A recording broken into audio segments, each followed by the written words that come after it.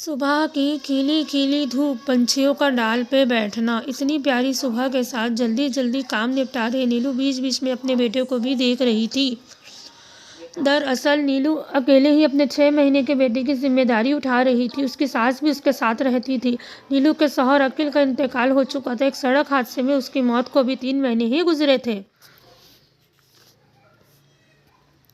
नीलू अकेले ही अपने 6 महीने के बेटे अकरम और सास की जिम्मेदारी निभा रही थी। वो घर पर ही लोगों के कपड़े सिला करती थी। उसके हाथों की सिलाई में वो कमाल था कि महंगे डिजाइनर कपड़े भी फीके लगते थे। नीलू दिन रात मेहनत करती ताकि घर का गुजारा चल सके, लेकिन उसे इतनी आमदनी नहीं हो पाती। ऐसे ही वक्त बीतने लगा। एक दिन नीलू की सासू माँ कहने लगी, वहाँ भी तो फ्री होती है, क्यों ना वहाँ भी कुछ काम कर ले। यह बात सुन नीलू को अच्छा न लगा। उसने अपनी सास से कहा, अम्मी आप परेशान ना हो, अल्लाह कुछ तो रास्ता ज़रूर दिखाएगा, आप बस मेरे लिए दुआ करो, अल्लाह पे भरोसा रखो, मैं आपकी बहू नहीं बेटा बनकर दिखाऊंगी। उसकी बातें सुन उसकी सास की आंखों में नमी आ गई।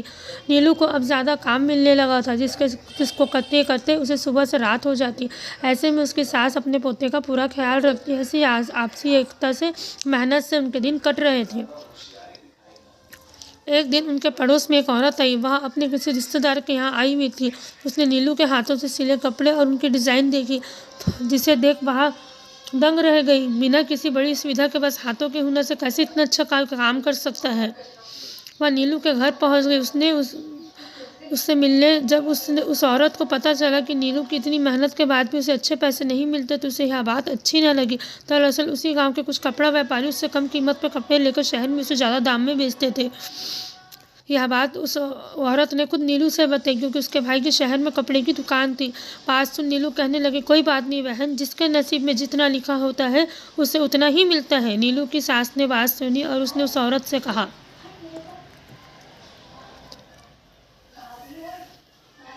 बेटी अब तुम ही हमारी कुछ मदद करो। वह औरत कहने लगी, नीलू क्या तुम ये सारे कपड़े खुद शहर जाकर नहीं बेच सकती? मैं तुम्हें अपने भाई का पता देती हूँ, तो वहीं जाकर अपने हाथों से बने कपड़े बेच सकती हो।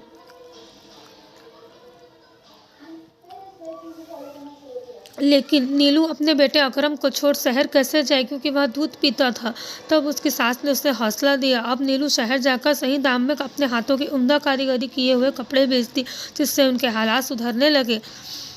लेकिन गांव के व्यापारियों को कहाँ ये बात हजम होती। उसने दोनों सास बहू को बहुत तंग किया, लेकिन नीलू की सास नीलू की हिम्मत बनी रही।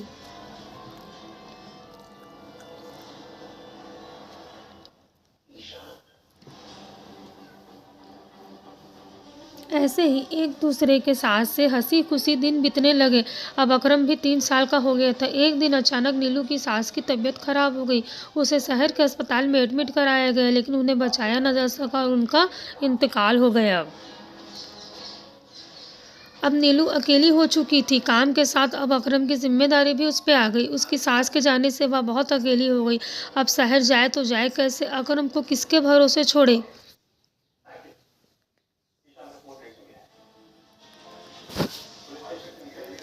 साथ भी ले जा नहीं सकती थी। अकरम छोटा था। नीलू शहर के कई दुकानों में कपड़ा सेल करती थी, इसलिए नीलू ने सोचा क्यों ना यहीं के व्यापारियों को कपड़ा बेचे। यहाँ से गांव में व्यापारी से बात करने गई तो व्यापारी उससे बहुत कम कीमत में कपड़े मांगने लगा। दाम में कीमत में कपड़े मांगने लगा। नीलू के मना करने के बाद व्यापारी उससे बदतमीजी करने लगा। यहाँ देख नीलू घबरा गई, भागते भागते अपने घर आ गई। जैसे दिन बीते, लेकिन अब खाने के लाले पड़ने लगे। नीलू ने हिम्मत की, वह अपने बेटे को लेकर शहर जाने लगी। उसकी परेशानी वहाँ काम करने वाली एक औरत भी समझ रही थी। उसने नीलू से कहा, तुम बार बार आने जाने से परेशान क्यों होती हो? तुम यही शहर में कोई कमरा किराए पे लेकर क्यों नहीं रह लेती? यहाँ तुम्हें काम और भी ज्यादा मिलेगा और अपने बेटे का दाखिला यहीं किसी स्कूल में करा देना, जिससे तुम आसानी से कपड़ों की सेलिंग कर सकती हो। नीलू को उस औरत का सुझाव पसंद आया और कुछ ही दिनों में नीलू अकरम के साथ शहर आकर रहने लगी।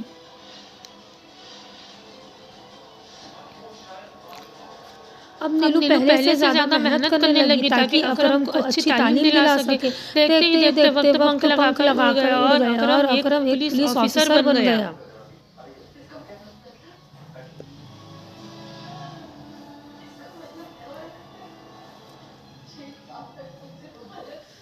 नीलू की मेहनत रंग लाई, उसकी कड़ी मेहनत कामयाब हुई। उसने अकेले के बल पर अपने बेटे को एक काबिल पुलिस ऑफिसर बनाया, बल्कि एक अच्छा इंसान भी बनाया। सुकून से बैठी अपने पुराने दिनों को याद कर दिसंबर की धूप का आनंद ले रही थी।